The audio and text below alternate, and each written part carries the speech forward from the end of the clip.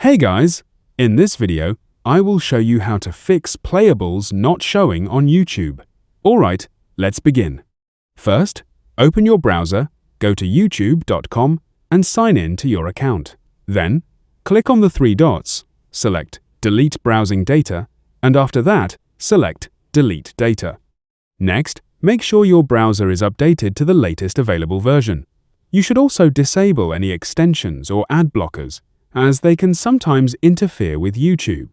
After doing that, refresh the page and check if Playables are showing up correctly.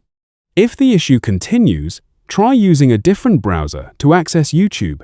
You can also try restarting your device and your internet connection if they still do not appear. Once you have made these changes, refresh the page one more time to fix the issue completely and try again.